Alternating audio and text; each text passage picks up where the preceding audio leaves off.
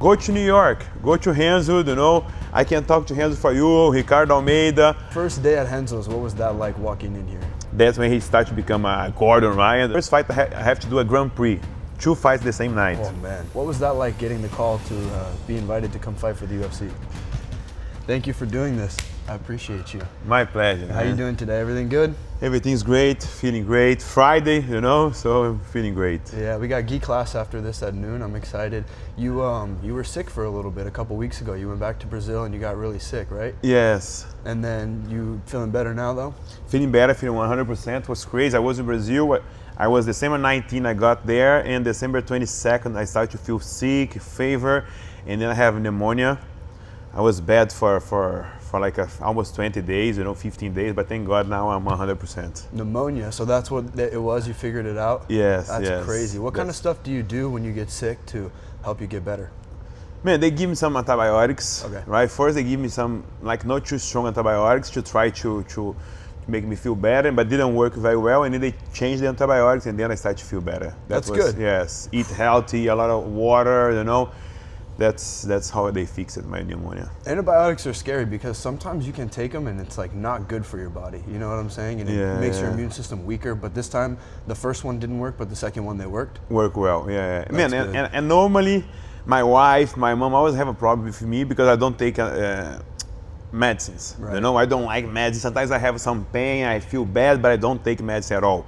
So normally, when I take the antibiotics, how I don't take almost nothing, work fast, you know. Do you usually take natural medicines, like anything naturally? No, normally I don't take nothing, you know. I try to eat very healthy, training. I try to be healthy as I can, you know. Drinking water, resting. A lot of water, resting, eat very healthy. That's, I think, has helped me a lot. Whew, that's crazy, man. So you are originally from Belo Horizonte, Brazil, right? Yes. What was life like growing up there when you were a kid? Man, great life. You know, I have a great family, huge family, and they always was together. They part from my mom, from my father. So we have a huge family, like almost 100 cousins, a lot of aunts, like almost 15 aunts from my father and from my mom, and we always was very close. So it was a great time. You know, great time in Belo Horizonte. Is it a nice city or is it a little rough? No, it's amazing city, yeah. So it's a nice place. Like Rio, it's a little bit dangerous, and I think it's too dangerous. São Paulo is a little bit crazy city. They say Belo Horizonte is like a farm city. You know, it's very calm, not a violent city. We don't have a beach on the state, Minas Gerais, you know, but we have a lot of waterfalls, a lot of mountains. So it's for me, man, it's the best place in Brazil. It's not because I'm come from there, because the people are very friendly. So that's perfect place for me, the best place in Brazil. A lot of waterfalls. You have some good hiking over there? Sometimes, yeah. It's a great one. You spend time outside and you can, you know, hang out with your friends. It's good to recover the energy, you know. Sometimes on the week when you go to the hiking, it's always amazing time. It's good to be in nature too, right? Yes, we spend so much time indoors when we're training that I feel like whenever you're not training, it's good to get outside and get the nature, right? Yeah, no, I love it, man. I love it. Barefoot, right? Yeah. Barefoot, you know, walk a lot. Go to the waterfall. That's a very important thing for our body. That's kind of medicine that I like it. Yes, nature is medicine, right? Yes, That's 100%. Awesome. So when you're growing up, what did your parents do for work? What kind of work were they doing? My mom have stores, sell clothes, shoes, something like that. My father, he sell chemical products to big, to clear the engineer, something like that, you know. So all of them work with sell things, you know, my father and my mom, but I work more with my mom when I was younger. I work on the store with my mom until I have 20 years old. I was used to work with her. Oh, so you were an entrepreneur since you were a kid, right? Yes, Working with your mom's stores. Yes. That work, because you have your own gym in Brazil as well, Sapo team, right? Exactly. That's where you got the entrepreneurial skills from your mother, right? Exactly, man. I learned a lot with her. I worked with my mom since I was 12 to 20 years old. I worked with her, and then when I was 16, I started to be a manager on one of her store. And when I became 18 years old, I opened my own store with her as a partner. And when I completed 20 years old, I sold everything and started to be a fighter. You know, decided to be a fighter. So 20 years old. 20 years old. Made the decision. Yes. I'm going all in on MMA, no more of the store. All in MMA. Wow. But there's a long story to get there, right? You started training in what year, Jiu Jitsu? I was 14 years old. No, in Jiu Jitsu I was 20. You started training at 20 in Yes, Jiu-Jitsu. at 20 Okay, Jiu-Jitsu. so you started fighting before you started training Jiu-Jitsu. I started in Capoeira. I was 14 years old. Nice. In Wow. Capoeira, I stayed in Capoeira for like six years, and then I started training Jiu-Jitsu. So for people that don't know what Capoeira is, can you give them kind of a description? Man, it's a Brazilian martial art. You know, a lot of guys from MMA, from Jiu-Jitsu come from Capoeira. A lot of guys. So it's a kind of dancing with fights. You know, you see the Capoeira on the streets, the people make a big circle, Right. and the people like make some martial arts moves inside of the circle, and we have some music, we have some instruments. It's a great martial art. You know, if you don't never see, it's worth a check. Capoeira, it's a great exercise, great martial art. That's really cool. So you said a lot of Brazilian Jiu-Jitsu guys come from Capoeira. A lot of Brazilian guys, a lot of champions come from Capoeira. Really? Like a lot. who? Cobrinha, Wow. yeah, Marcelo Irapuru, Sururu, man, Pé de Chumbo. I miss some names, but a lot of guys come from there. One of the biggest ones is Cobrinha. Have a lot of more, you know. You start in Capoeira and then they make the transition to Jiu-Jitsu. But a lot of MMA guys, they came from Capoeira. Interesting. It helps you flow. It helps you move better, right? Yes, yes. A lot of mobility, you know. We have a lot of kicks. I think it's the mobility, the jumps, the body movement that helps a lot. Helps a lot. When you start training Jiu-Jitsu with this mobility, that's for sure gonna help you a lot. You know better your body. Yeah, I think that's a big thing, like knowing your body in Jiu-Jitsu, right? And understanding movements and stuff like that, because at the end of the day, it's body mechanics, right? Exactly. So it helps a lot for sure. That's cool. Capoeira is interesting. I definitely want to get into it more the more I train martial arts and stuff like that. Yeah, man. Were you doing any other sports in school growing up? Or So other guy that's from New York here, André Guzmão, used to teach Capoeira here at Renzo. He's a black belt from Renzo. He's a Capoeira guy too. He fought against John Jones. Great Capoeira guy. You know, when I moved to New York, he was teaching Capoeira here, and I trained sometimes with him. So we have a lot of guys from Capoeira. That's cool. What did you say again, sorry? Back in Brazil, when you were in school growing up, did you train any other sports besides Capoeira and martial arts, or was it mostly just school and then you found Capoeira?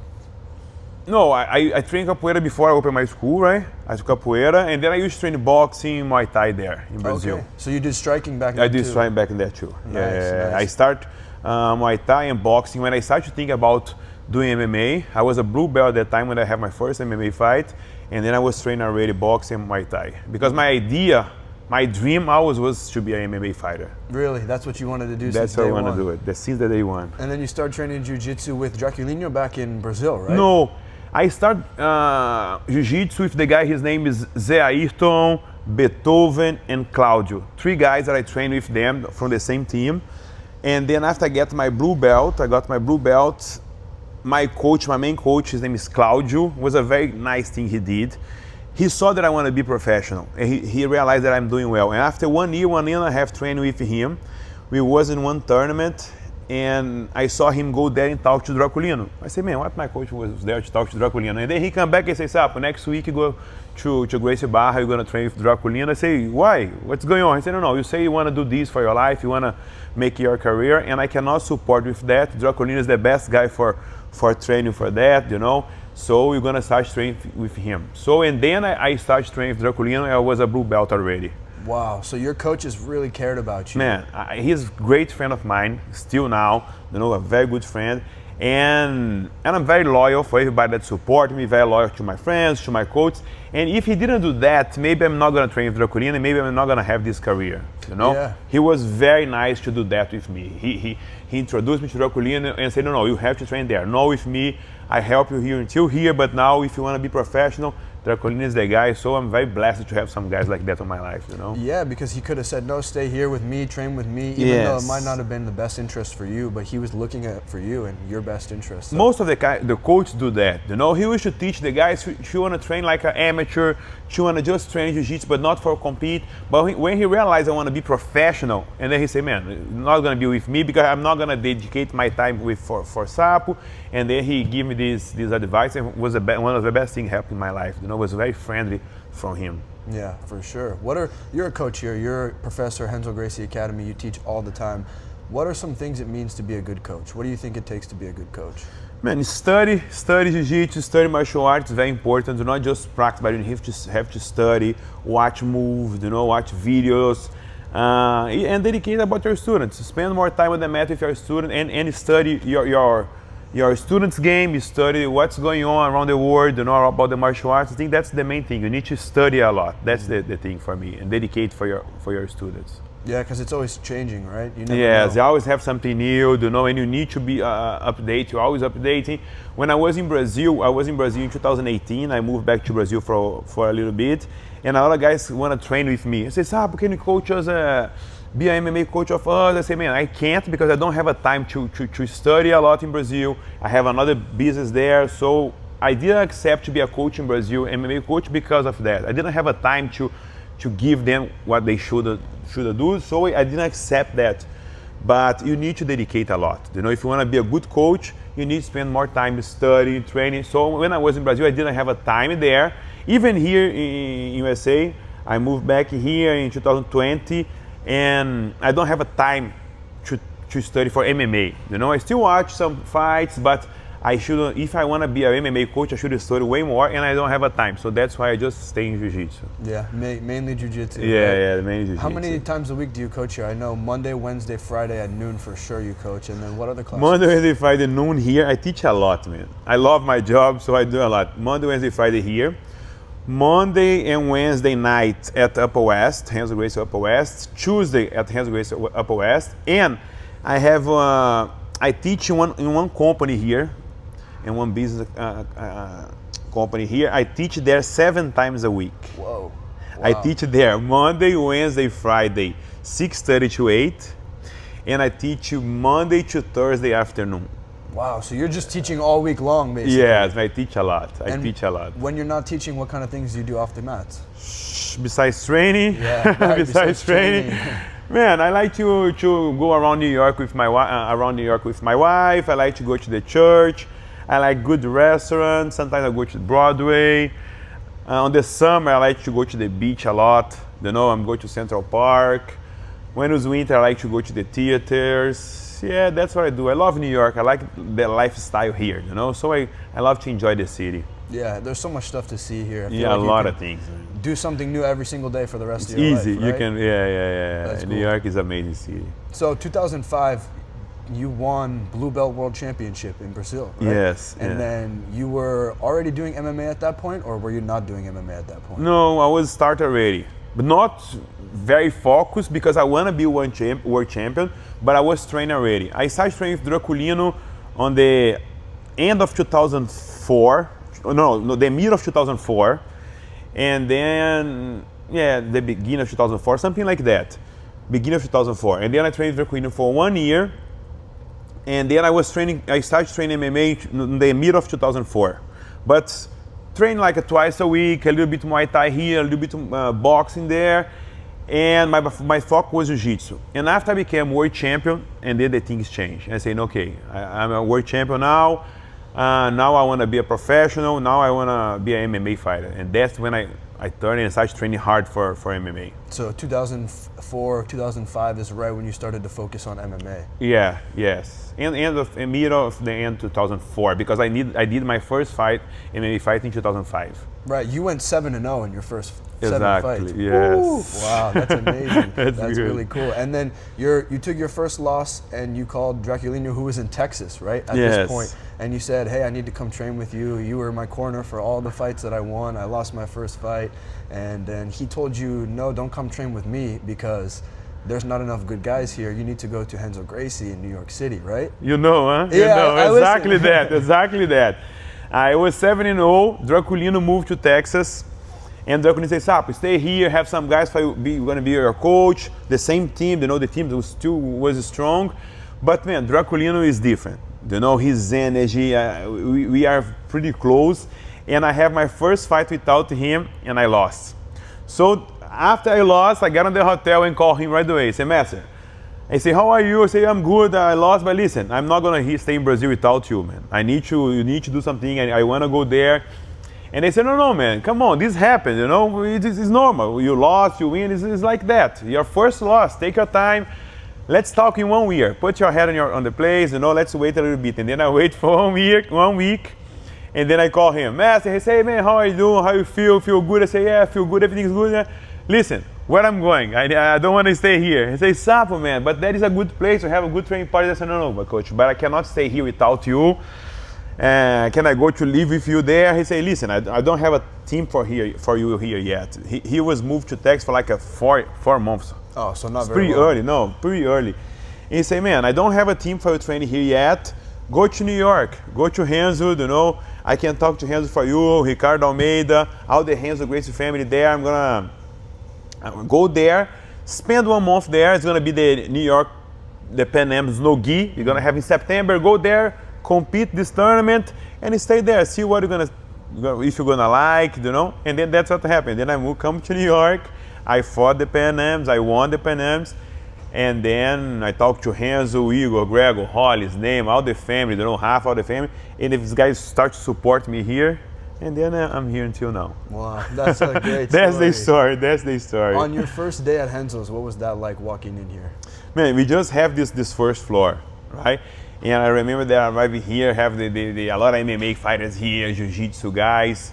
And I say, man, that's my place, I feel a very good energy, everybody welcome me very well, everybody support me very well. So I feel the energy, man. Say, man, it's gonna be here. I came to stay for 1 month. My mom thought that I'm gonna stay for 1 month, and then I changed my flight to stay for 3 months. It was September, and then I come back to Brazil in December just to pick up my things and come back. Awesome. I feel a great atmosphere here, and the guys here always open the doors for me, always give me great support. So I feel at home here. That's amazing. Do you remember the first time you met Renzo? Was in the tournament. Yes, tournaments. Somebody introduced me to him and said, hey, that's the Draculino guy. He's in New York with us. I was on the Pan Ams. And then he said, man, welcome to New York. Welcome to the team. You're more than welcome to train for us, to stay here for us. If you need anything, let me know.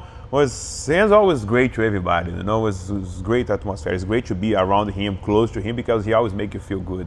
Yeah, that's what everyone says. That he's just a nice guy all around. Very nice guy. Very nice guy. He cares about everybody, and I think that makes it easier to train here and represent. Renzo Gracie Academy. It's like you're representing good people, good human beings, right? Exactly. Yes. I always worry about that. To represent a good team, good people. To be around like a family place. So Renzo make me, since the first day, the day one, that he making me feel like at home here, like a family. That's amazing. That's what you want to feel when you walk into a gym. Yes, like a family, yes. the community. That's very important. Some guys change the team, go and train in another place. But I just train where I feel comfortable. Where I feel like a really the family team. That's very important. I need that. Some people doesn't care. Go train here or train there. They don't care about the other guys. No, I'm different. I need to train in a family place. Maybe because my family used to be like that. I always was around my cousins, my aunts, my uncles. I need the place to feel comfortable. So yeah, that's what's making me feel comfortable here. It's easier when you have a good group of support around you, right? Yeah, it makes it easier to get up, go train. Easier for everything, make you feel good to be there, make you happy to be there. You don't want to go to the place that the people don't welcome to you very well, the people don't treat you well. You don't want to be on this kind of place. So I need to be in like comfortable place that I feel at home. Yeah, most definitely. So you get here and you're training here, MMA, you're winning some fights, and then it's not a straight path, but eventually you get the UFC call. What was that like, getting the call to be invited to come fight for the UFC? Man, I remember where I was since until now. I was on my mom's store. I have a friend of mine. He always support me a lot. His name is Leonardo. He always say, man, you can be a fighter. You can doing well. And I moved to New York. I haven't seen him for a while. And then I went to my mom's store to talk to him. He used to work with my mom. And then I received the email. And then I was talking to him. I say, man, have a big chance for I fight in UFC. He say, you read? I say, yeah. The manager say that maybe he's gonna send my email. So I can't wait. I'm excited. Let's see what's gonna happen. And then I went to check my email, and was there the message from Ali Abdelaziz. Sapo, I got your contract. That's your contract. You are in UFC. Was a magic day. Was the dream come true. Was an amazing day. Especially because I was in Brazil. I couldn't celebrate with my family. We make a barbecue. All the family was there. It was a great day, man. It was super nice. That's amazing. It was all supposed to happen at that time, right? Yes. You're with your family in Brazil. No, it was perfect. Man. A lot of things on my life happened like in the perfect moments. Something like that. When I got my black belt, One day after I fought MMA, and then Draculino talked to Renzo. He deserved the black belt, give him the black belt, and then Renzo gave me my black belt. I fought MMA Friday, I won the fight. Saturday I went to the tournament. Renzo gave me my belt on the tournament, and Saturday night I went to Brazil. And then I celebrate my black belt in Brazil, you know. So it's a lot of things are like that. God gives a lot of great gifts like that, you know. Yeah, he lines it up perfectly. Yeah, it was perfect. That's amazing. You fought Pelino Cruz, Alex Pereira's coach, before you were in the UFC for the Ring of Combat Championship. You submitted him with a rear naked choke. What was that like, fighting Pelino back in the day? Man, he a very tough guy, you know, good stand-up, good jiu-jitsu. So it was a good fight. It was a good experience when I fought him. I think his macaque was on his corner. Was a big fight, a great fight to fight him. Nowadays he's a friend of mine, you know, a great coach, doing a great job with Pereira. So it was a good fight, man. Nice guy. And he was still in shape back then too, right? Yes, he was shredded back then. Yes, he lost his shape a little bit, you know. It's okay, it happens when you become a coach, right? You retire. Yes. But he's still doing great as a coach. Yeah. What is it like fighting for the UFC? Is it different fighting in the UFC than fighting for other promotions? The big lights, the bright lights, the big crowd. What's that like? Man, UFC is the biggest event in the world, you know. So if you represent this brand, if you fight there, you are on the elite, right? And they do the things very well, man. I fought for the other organizations. I already coach another guys that fought in other shows. Nothing compared to UFC, man. I'm very blessed. I'm very grateful for everything that UFC did for my career, did for me. They always put me the shows that I want to fight. They always, when I have an injury, they always take care about me. So I just have good things to say about UFC. I know a lot of fights complain about one thing, about the other thing, but Dana White and those guys from there, they always was very nice to me. That's good. You know, it was crazy. The atmosphere, the energy to fight there have nothing to compare, man. It's great. It's great. When you walk into the cage for the first time and you're getting ready and the announcer's announcing your name, what kind of feelings do you feel inside your stomach? Man, the first fight, UFC or no, at all, right? At all, yeah. At all, man. I remember it was me, Draculino, and my Muay Thai coach, Olympio. I got on the show there, and I was on the locker room, warm up, you know, and I started to shake. My legs was shaking, you know, and I said, my God, man, I'm afraid. What is that? What's that feeling? You know, my stomach have like a butterfly. I started to feel something weird that I never felt before.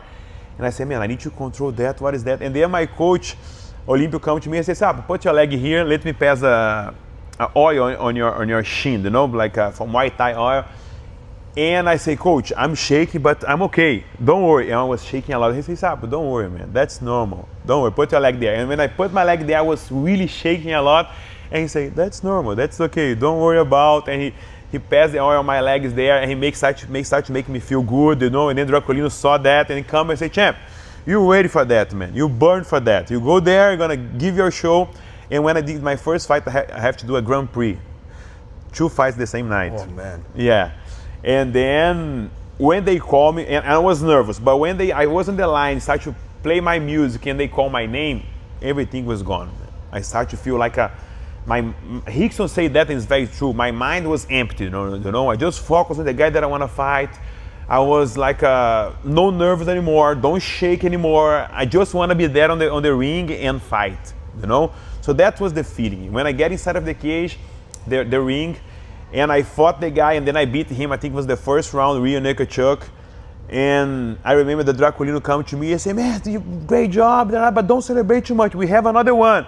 How you feel? I say, man, I feel at home. I remember that say that for him, and he always mentioned about that. I say, listen, I feel at home. This is my home. That's what I love to do. I say, great, let's rest for the next one.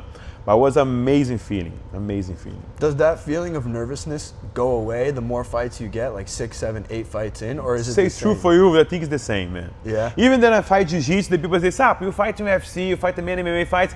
In Jiu-Jitsu, I still getting nervous in Jiu-Jitsu. Wow. Even Jiu-Jitsu. In my fights, I always get nervous. Some fights that I didn't get nervous, I didn't fight well. So I put this pressure on myself. I want to feel nervous. I want to be afraid of fight. I don't want to lose.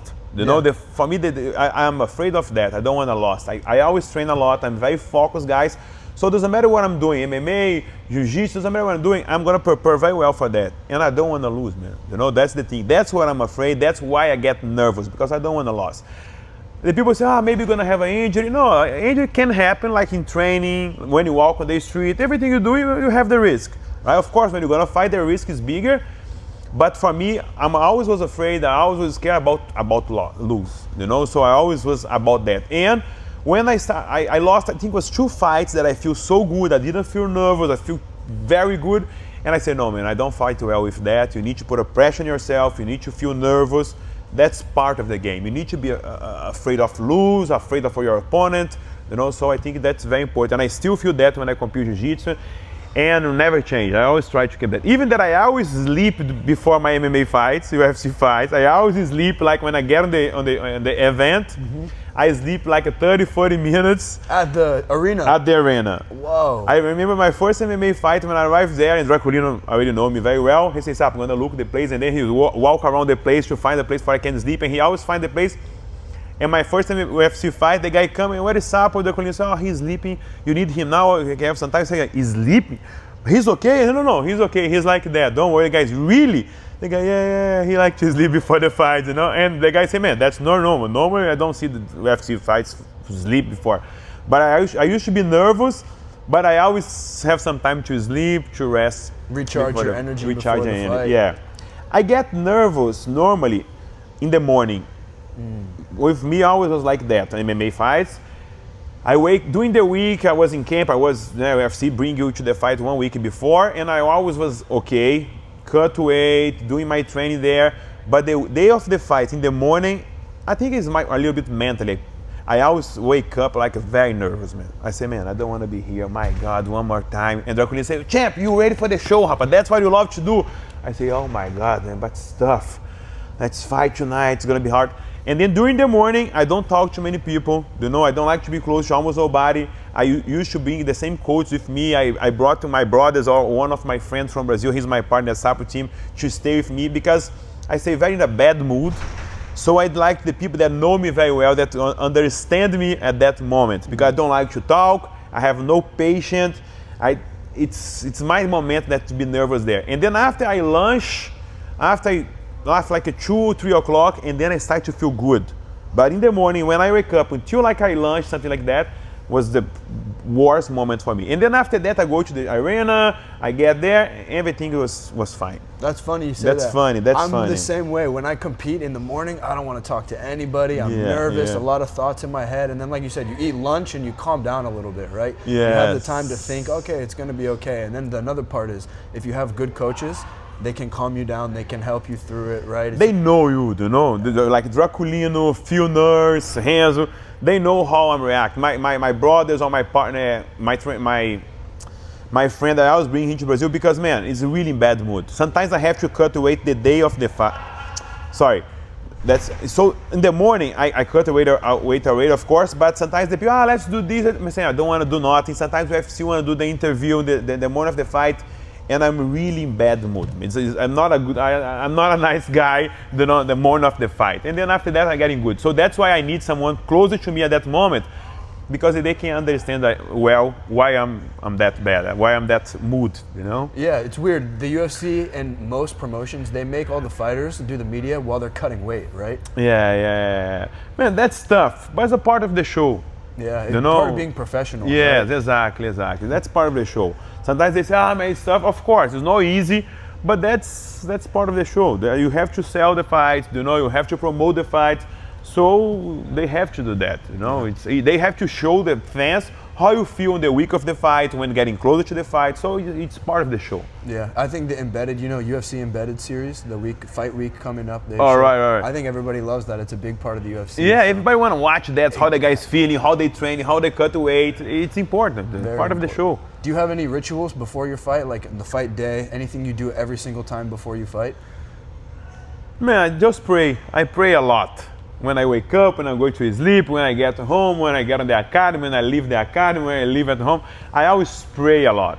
So always before my fight, I like to get my coach together, and we always pray before my fights. That's always was like that. Sometimes some guys that was together with us on the locker room, they want to pray with us. So that's the only thing that I do like every time. Do you think your relationship with God has helped you navigate through your life in hard times better? For sure, man, 100%. You know, God always guides my life. You know, and yeah, I always have very good relationship with God, and He always supports me a lot. On the good, on the bad moments, I always was close to Him. That's amazing. What are some of your favorite moments of your UFC career? You had 17 fights in the UFC. That's a lot of fights. A lot of fights. You fought some big names too, Uriah Hall, Robert Whittaker. What were your favorite moments? Those 2 fights was very special for me, you know, because everybody say that Whittaker gonna beat me up or Uriah Hall gonna beat me up. And it was a great fight against both of them. I always have a great fights, you know, but 2 special moments was this one, I think. I have a lot of more in 17 fights, you know, a lot of good moments. My first victory against Paul Bradley. I had my first fight in UFC, I lost the first one, I have a draw on the second one, and then when I won by decision, but it was a great feeling, was a great night. So, but I think 2 special fights that I can mention. Have more. My memory is not too good, but against Whittaker and Uriah Hall was a great night, great fight. Even that I lost for Whittaker was a war, and I always like to fight hard. You know, was a war against him, against Uriah Hall. I beat him. Was great moments. Yeah. What does it feel like? You've main evented a UFC. What is that like? You know, the fight week Kennedy. leading up. Yeah. It was great. I was in vacation in Brazil. I fought in Brazil, and then they called me in the last minute, right? Because Lyoto Machida have an injury. That was a great moment in my career too, and then I picked the fight like in 2 weeks. Dana White talked to me, my manager talked to me, and they said, "Oh, we believe on you. You have you think you have a chance to beat Team Kennedy." It was a short notice, you know, but it was a good fight until he hit my shin. I was doing well on the first round, but it was a huge experience for me. Fight the main event in UFC, fought in the military base. Was great experience for me. A lot of guys say, man, yeah, but it's okay, you lost, you know, you feel a lot of pressure, you feel, you know. I said, guys, I didn't feel nothing. I'm deal very well with pressure, very well. And I arrived there, just have a military guys, and they was very nice to me too, you know. I didn't lose because of that. I didn't feel any pressure because of that, and it was a great experience to fight with them. I respect the militaries a lot. That's you know, awesome. They fought for our country, for our people. So I appreciate the job that they're doing a lot. That was one of the reasons I accept this fight too. And the people sometimes mention about this fight. They say, "Oh, but you lost because of pressure." No, I didn't feel any pressure, man. I fought like at home. I feel very comfortable there. They give a good time there, you know. So, but it was a good experience to fight the main event UFC. Fought against Team Kennedy, great guy. I'm a big fan of him, not just as a fighter, but as a person, you know, as a military guy. So it was a huge experience. Yeah, shout out to the military, police officers, all the troops for sure. Without them, we would not be here today. Yes, so. 100%. I appreciate that a lot. You were here at Renzo's for 2 historical moments. So the first where Ricardo Almeida and all those guys were training, and the second one, the Danaher Death Squad. Were you here during all that time where Gordon was here and all those guys? Or? With Gordon, yeah. With Don Danaher, yes. But when I arrived here, Ricardo Almeida was away already. Okay. Was on his academy in New Jersey already. Matt Serra was away already. When I arrived here, was John Danaher already, but not with Gordon, with those guys. And then a few years later, they built up this huge no-gi community. Yeah, so did that change the vibe of the academy at all, bringing those guys in here, or was it kind of the same thing, good training, hard training? Man, it changed a little bit, you know, because it started to have like a small group there that used to train for no-gi, just for no-gi. That's what the plan of that, you know.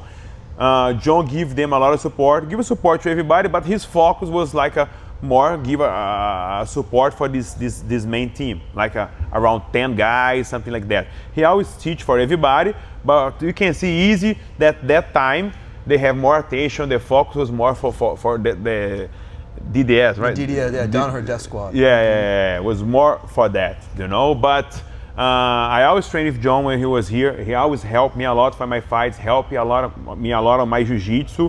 But we can say that changed a little bit, because the focus changed a little bit for those guys. Before we used to have like I think just Monday used to be no-gi, noon class, John Danaher's class, and Tuesday to Friday is gi class. And then when they arrive, when the team build up on the Danaher's squad, this changed. And then every day started to be a no-gi class. you know. So for sure the things changed, you know, but it was good. He built up a good community, a great guys from Jiu-Jitsu. No, so bringing them into the academy changed up the dynamic a little bit. A little bit. Mostly gi to mostly no gi after that. Yeah, for sure, 100%. Interesting. Do you prefer gi or no gi to train personally? Man, I love both. I really love both. During my career, I used to train more no gi because the MMA. But I nowadays I train like a 50-50, you know. But if I have to pick one, I pick gi. More technical, you know.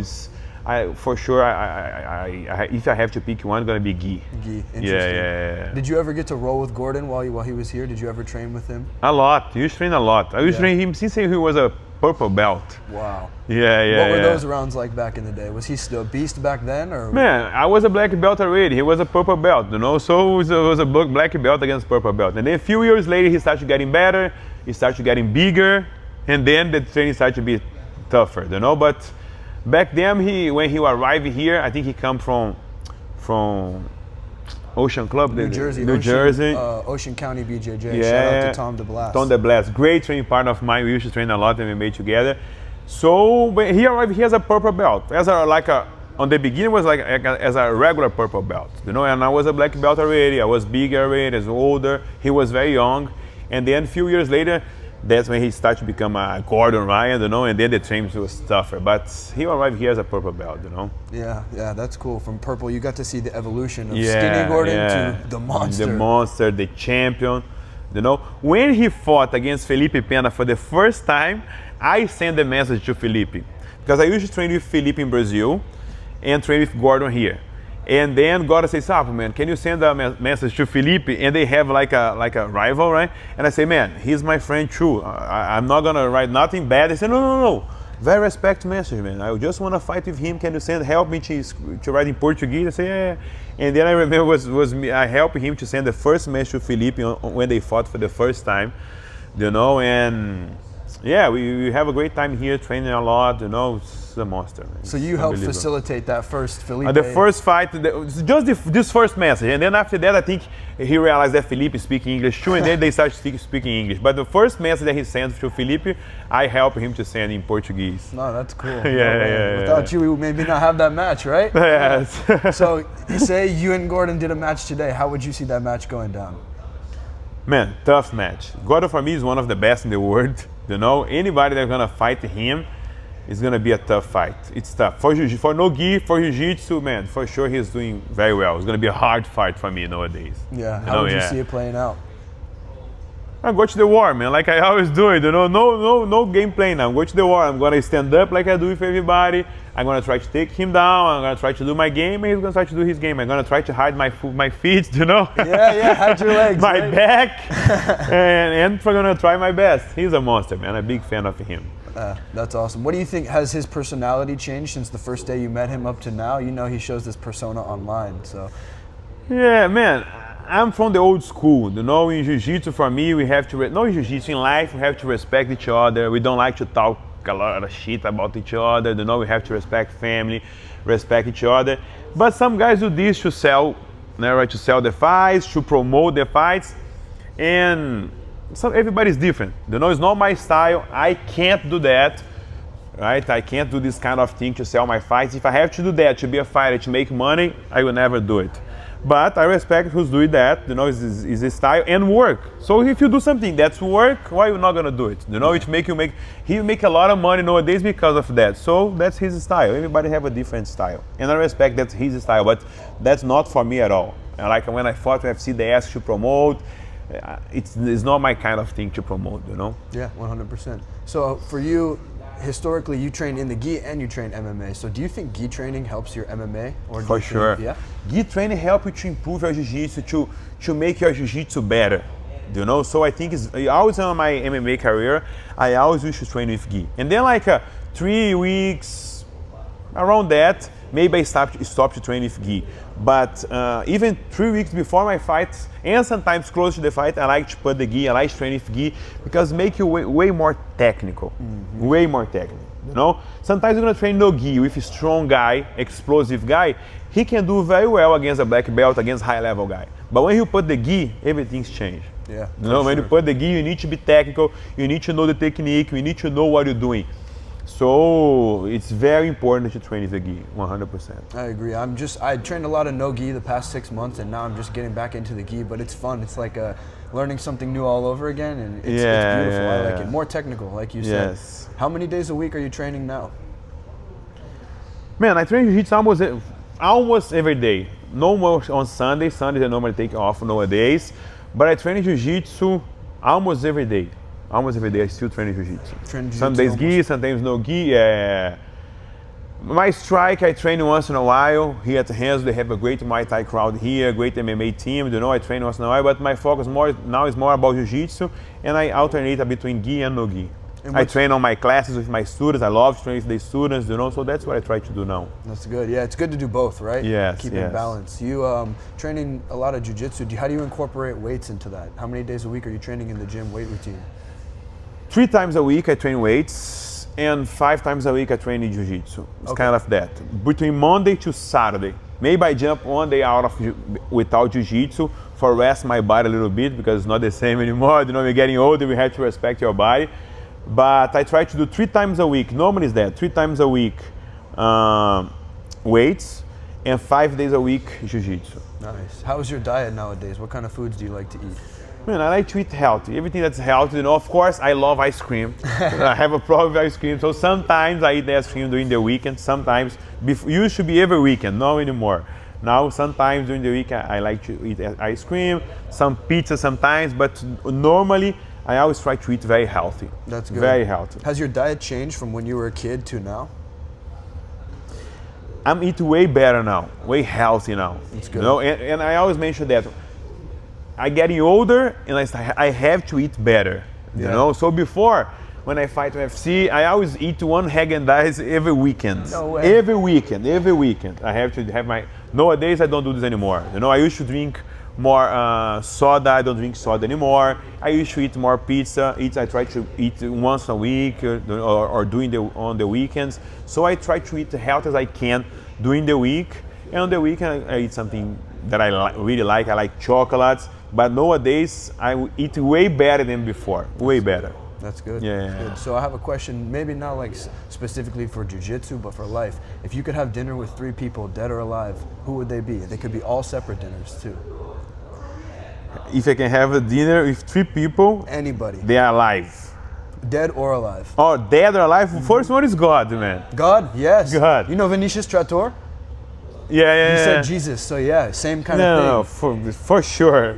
It's got to be the first one I'd like to have a dinner with him. Just to say thank you for everything in my life. You know, the other one, the people that I lost in my life, you know, my aunt, my cousin. I lost one cousin when he was very young, like 29 years old. He didn't saw my career, you know, we used to be very close. When he passed away, I was 19, he was 29. And probably gonna be with them. My aunt that I lost too, and my cousin that didn't see my career. Sorry. No, it's okay. It's gonna be them. They're watching over you every day. For yeah, sure. yeah, You know, yeah. they're proud of you and everything that you've done in your career. I know that for sure. Yeah, man. If I could have a dinner, I'm gonna be with them. That's good. That's keep it in the family, right? Yeah. Anything coming up competition-wise? Are you preparing for any super fights or anything like that? I'm sorry. No. Bring up some emotion there. I apologize. But yeah, your family's proud of you. Yeah, you know? yeah. You have an amazing career so far, and you influence everybody here at this academy. You know, for me, I wake up every day and it's like, Sapo class today, let's go. I'm in a good mood, you know, because I know I'm gonna come and have fun. And no, I have a great support. good training, you know. Yeah, no, thank you. Yeah. But yeah. Man, I'm gonna fight the Pan Ams in 2 weeks and a half. Gonna be in Orlando, so I'm excited for this tournament. I'm excited to fight in gi again. So it's going to be my first tournament this year. So I'm doing a great training camp. I focus training more in gi because it's going to be Pan Am gi. So I'm excited. 2 weeks and a half, I'm going to be back on the mats to the war. I can't wait to see you compete. It's going to be exciting. Yeah, man, How are you excited. feeling physically? Feeling great. I'm feeling great. My wife training too. She's competing too. She's not going to compete now because she just come from a surgery. But she gave me a lot of support. You know, it's nice to have someone that training hard. She's training hard. She likes to compete. So she gave me a lot of support. So I'm excited to this tournament. That's I'm amazing. feeling really good. That's amazing. Hope What does it like mean that. for you to be a black belt in Jiu-Jitsu? What does that mean? Man, it means a lot. I'm very grateful for everything Jiu-Jitsu give in my life. Give me a lot. You know, I'm very blessed to all the friends that I made, all my coach, my training partners. So I'm very blessed and I'm very proud of myself to be a black belt. Say true for you, it was a dream that came true. I remember when I was a blue belt, a purple belt, I say, man, one day I'm going to be a black belt. I can't believe that. I hope one day I can get there. And I'm very proud to be a black belt. You know, always when I can, I like to mention about that. I like to talk about that because it's my lifestyle. So, yeah, I'm very proud of to be a black belt, man. If I could, I would walk with gi everywhere. You know, with gi and my belt. If I can, I walk with that everywhere. In the restaurant, in church, everywhere. On the church, on the beach, or everywhere, I'm going to be with my gi because if I have one place that I feel comfortable is when I put my gi. I feel comfortable, I feel stronger, I feel safe. So I love to be with gi, man. It's true, awesome. It's true. I love to be gi. The gi is the home, right? Yes, it is.